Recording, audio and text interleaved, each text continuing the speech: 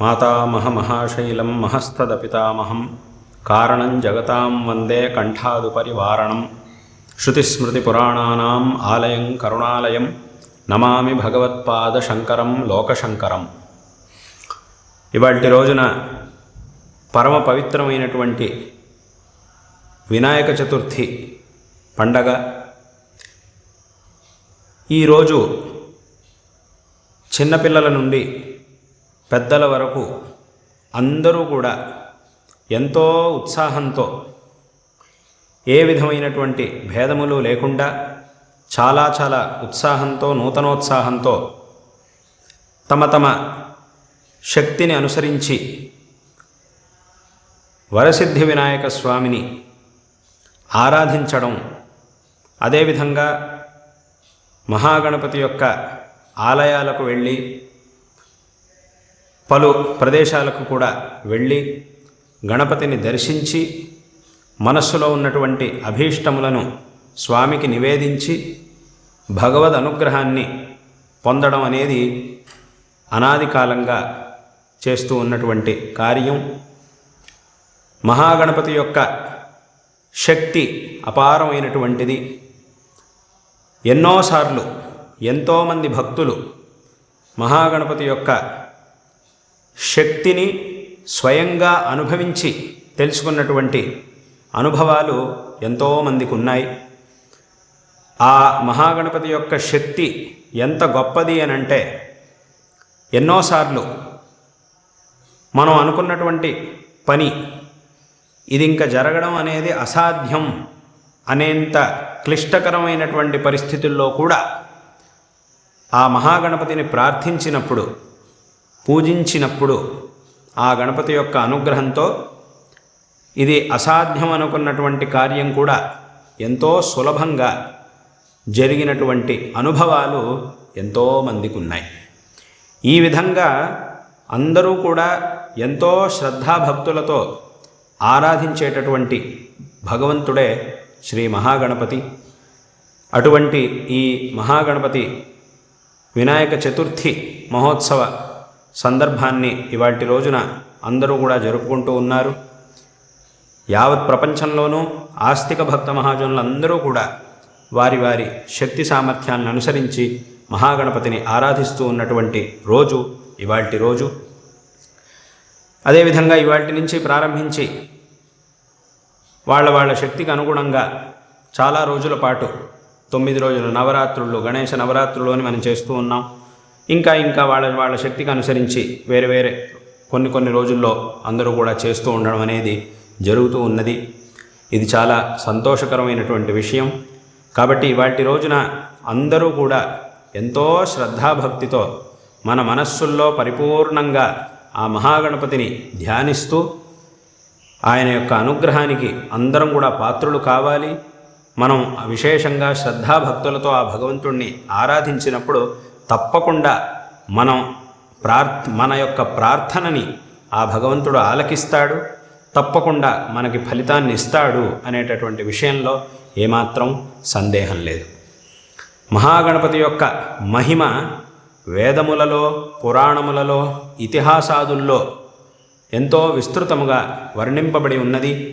వేదములలో విశేషంగా గణేశ అథర్వశీర్షంలో గణపతి యొక్క మహిమ విస్తారంగా వర్ణింపబడి ఉన్నది. అక్కడ త్వమేవ కేవలం కర్తాసి, త్వమేవ కేవలం ధర్తాసి, త్వమేవ కేవలం హర్తాసి, త్వమేవ సర్వం ఖల్విదం బ్రహ్మాసి, త్వం సాక్షాదాత్మాసి నిత్యం అని ఇలా రకరకాలుగా అనేక వాక్యములలో సమస్త జగత్తు యొక్క సృష్టిస్థితి సంహారములని చేసేటటువంటి వాడు, చేసి మనందరి యొక్క ఆత్మస్వరూపుడై మనల్ని అనుగ్రహించేటటువంటి వాడు ఆ మహాగణపతి అని ఆ గణపతి అథర్వశీర్షము మనకి తెలియజేస్తూ ఉన్నది. వేదము ఈ విధంగా గణపతి యొక్క మహిమని మనకి తెలియజేస్తూ ఉన్నది. త్వం భూమిరాపో నలో నిలో నభః అనేటటువంటి ఆ వేదవాక్యం ఆ గణపతిని గురించి చెప్తూ ఉన్నటువంటిది ఏమిటి అనంటే, స్వయంగా నువ్వే భూమి ఆపహ అనలహ అనిలహ నభః అని. అంటే భూమి, జలము, అగ్ని అంటే తేజస్సు, వాయువు, ఆకాశము అనేటటువంటి ఈ పంచభూతములు ఏవైతే ఉన్నాయో, ఈ ప్రపంచం మొత్తము కూడా ఈ పంచభూతములతో తయారు చేయబడి ఉన్నది. ఈ ప్రపంచంలో మనం ఎక్కడికి సమస్త విశ్వంలో మనం ఎక్కడికి ఏ మూలకి వెళ్ళినా కూడా ఈ పంచభూతములే మనకి కనబడతాయి. ఈ పంచభూతములను మించినటువంటి ప్రపంచం అనేది ఎక్కడా లేదు. ఏ వస్తువుని గనక మనం తీసుకున్నా కూడా అందులో ఈ పంచభూతముల యొక్క అంశం అనేది ఉంటుంది. మనం ఏ శరీరంలో అయితే ఉన్నామో ఈ శరీరాన్ని కూడా పాంచభౌతిక శరీరము అని అంటారు. ఎందుకు అనంటే దీంట్లో 5 భూతములకి సంబంధించినటువంటి అంశములు ఉన్నాయి కాబట్టి ఐదిటి యొక్క సంయోగంతో ఈ శరీరం అనేది తయారైంది కాబట్టి దీన్ని పాంచభౌతికమైనటువంటి శరీరము అని కూడా మనం అంటూ ఉన్నాం. కాబట్టి ఈ విధంగా సమస్త ప్రపంచము ఏ పంచభూతముల చేత తయారు చేయబడి ఉన్నదో, నిండిపోయి ఉన్నదో, అటువంటి ఆ పంచభూతములు రూపంలో, ఆ పంచభూతముల రూపంలో ఈ ప్రపంచాన్ని మనకు అందించి మనకి కావలసినటువంటి శ్రేయస్సుని అనుగ్రహిస్తూ ఉన్నటువంటి వాడు ఆ మహాగణపతి. కాబట్టి ఆయన గురించి చెప్పేటప్పుడు త్వం భూమిరాపో నలో నిలో నభః, నువ్వే ఈ సమస్త ప్రపంచం యొక్క రూపంలోనూ ఉంటూ మాకు అనుగ్రహాన్ని చేస్తూ ఉన్నావు అని ఆ మాట యొక్క అర్థం. ఈ విధంగా ఆ మహాగణపతి యొక్క అద్భుతమైనటువంటి వర్ణన ఆ వేదములలో, అదేవిధంగా పురాణముల్లోనూ, గణేశ పురాణం మొదలైనటువంటి పురాణాలన్నింటిలో కూడా గణపతి యొక్క మహిమ విశేషంగా వర్ణితమై ఉన్నది. ఇక్కడ మనకు ఒక ప్రశ్న వస్తుంది. ఏమిటి అనంటే, మనం పురాణాల్లో చూసినప్పుడు గణపతి యొక్క జన్మని మనం చూస్తూ ఉన్నాం. ఈ విధమైనటువంటి ఆ మహాగణపతి ఈ ప్రపంచాన్ని సృష్టిస్తాడు, మొత్తం సమస్త ప్రపంచము ఆయన స్వరూపంగానే ఉన్నది అని మనం ఎలా అంటాము అని ఒక ప్రశ్న చాలామందికి రావచ్చు. అయితే ఇక్కడ మనం తెలుసుకోవాల్సినటువంటి ఒక విషయం ఏమిటి అనంటే, భగవంతుడు ఎప్పుడూ కూడా ఉండనే ఉంటాడు. భగవంతుడనేటటువంటి వాడు ఒక్కడే, ఆయన ఎప్పుడూ కూడా ఉండనే ఉంటాడు. అయితే ఆయన అనేక సందర్భాల్లో భక్తులను అనుగ్రహించడం కోసం, దుష్ట సంహారం చేయడం కోసం, అనేక విధమైనటువంటి కార్యములని చేయడం కోసం రకరకాల రూపములని ధరించి మన ముందుకు వస్తాడు.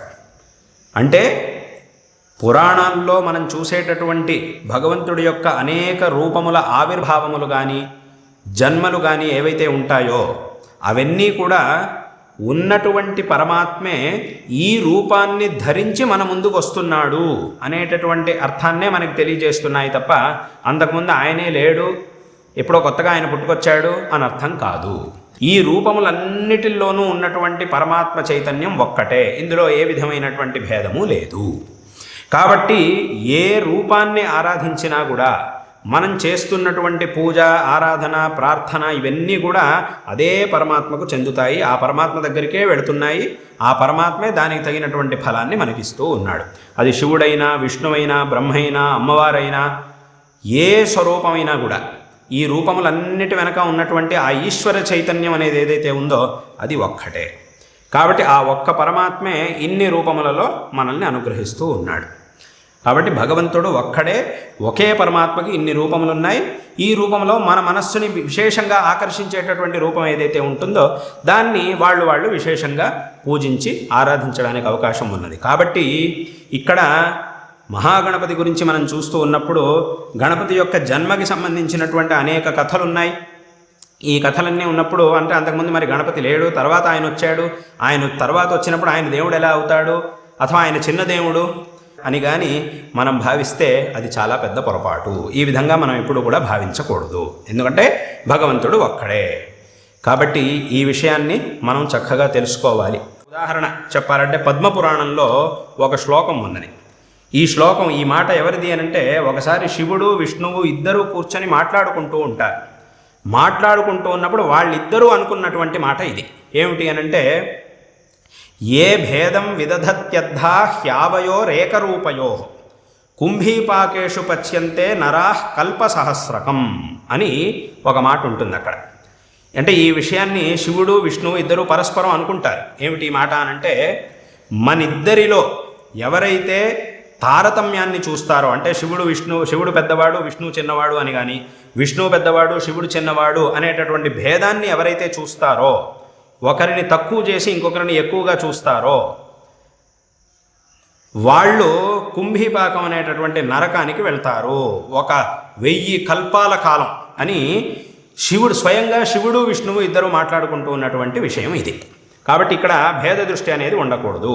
ఆ భగవంతుడి యొక్క తత్వాన్ని చక్కగా తెలుసుకొని మహాగణపతి యొక్క ఈ అవతారం, భగవంతుడి యొక్క అనేక అవతారంలో ఈ మహాగణపతి యొక్క అవతారం అనేది ఏదైతే ఉందో, దీన్ని ఈ అవతారాన్ని అంటే ఈ భగవంతుడిని మహాగణపతిని చక్కగా ఆరాధించి మన జీవితాల్ని సార్థకపరుచుకోవాలి, భగవద్ అనుగ్రహానికి పాత్రులు కావాలి అనేటటువంటి విషయాన్ని ఈ సందర్భంలో అందరికీ కూడా తెలియజేస్తూ ఉన్నాం. అదేవిధంగా ఇంకొక విషయాన్ని అందరూ కూడా తెలుసుకోవాల్సినటువంటి అవసరం ఉన్నది. ఏమిటి అనంటే, కొంతమంది ఏమనుకుంటూ ఉంటారు అనంటే, మన పురాణాల్లో కొన్ని గ్రంథాల్లో ఉన్నటువంటి విషయాల్ని చూసి కొంతమంది భ్రమపడుతూ ఉంటారు. అంటే ఏమిటి అనంటే, గణపతి వినాయకుడు, మనం గణపతికి చాలా పేర్లు ఉన్నాయి, గణపతి అని వినాయకుడని ఇలా రకరకాల పేర్లు ఉన్నాయి. ఆ మహాగణపతికి ఏ విధమైనటువంటి పేర్లైతే ఉన్నాయో అవే పేర్లని పొందినటువంటి కొంతమంది గణదేవతలు ఉన్నారు. గణములలో కొంతమంది ఇదే పేరు, మహాగణపతికి ఉన్నటువంటి పేరునే కలిగినటువంటి వాళ్ళు గణదేవతలు కొంతమంది ఉన్నారు. ఆ గణాల్లో ఉండేటటువంటి కొంతమంది వాళ్ళంతా కొంచెం తామసికమైనటువంటి స్వభావాన్ని కలిగి ఉంటారు. గణముల్లో ఉండేటటువంటి వ్యక్తులు, ఇదే పేరు కలిగినటువంటి వ్యక్తులు ఎవరైతే ఉన్నారో వాళ్ళు కొంత తమో గుణాన్ని, తామసికమైనటువంటి స్వభావాన్ని పొందుంటారు. ఎందుకంటే వాళ్ళందరినీ కూడా భగవంతుడే నియమించాడు. కాబట్టి వాళ్ళందరూ కూడా వాళ్ళు చేయవలసినటువంటి పనులు, ఏ పనులకైతే భగవంతుడు వాళ్ళని వినియోగించాడో ఆయా పనులని చేయడానికి అనుగుణంగా వాళ్ళల్లో ఆ తామసికమైనటువంటి స్వభావాలు కొంత మనకు కనబడుతుంటాయి. రాజసమైన తామసమైన స్వభావాలు మనకు అక్కడ కనబడుతూ ఉంటాయి. యోగిని గణాలు ఉన్నారు అమ్మవారి దగ్గర. ఆ యోగిని గణముల్లోనూ కొంతమంది దేవతలకి అమ్మవారికి ఉన్నటువంటి పేర్లే ఉంటాయి.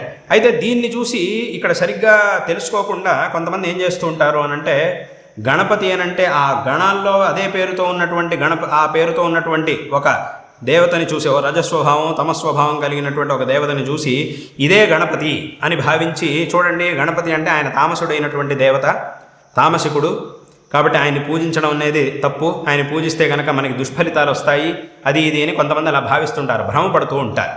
కానీ దీన్ని మనం స్పష్టంగా తెలుసుకోవాలి. ఆ మహాగణపతి యొక్క, ఎందుకంటే స్వయంగా మహాగణపతి యొక్క వైభవాన్ని వేదమే మనకి తెలియజేస్తూ ఉన్నది. కాబట్టి ఆ పరమాత్మ యొక్క అవతారమైనటువంటి గణపతి వేరు, అదే పేరుతో గణముల్లో కాస్త రాజసమైన తామసమైన స్వభావమును కలిగినటువంటి దేవతలు వేరే ఉంటారు.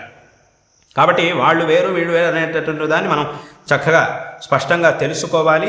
ఏది సత్యం అనేటటువంటి దాన్ని చక్కగా తెలుసుకొని ఆ మహాగణపతిని ఆరాధించి కృతార్థులు కావాలి అనేటటువంటి విషయాన్ని ఈ సందర్భంలో అందరికీ కూడా తెలియజేస్తూ ఉన్నాం. అదేవిధంగా చివరిగా మరొక విషయం ఏమిటి అనంటే, ఈ మహాగణపతి యొక్క ఆరాధనను చేసేటప్పుడు, ఈ వినాయక చతుర్థి సందర్భంలో విశేషంగా గణపతి యొక్క ఆరాధనను చేసేటప్పుడు అందరూ కూడా చాలా ముఖ్యంగా గమనించవలసినటువంటి విషయం ఏమిటి అనంటే, దీన్ని ఎంతో శ్రద్ధాభక్తులతో సంప్రదాయంతో దీన్ని ఆచరించాలి.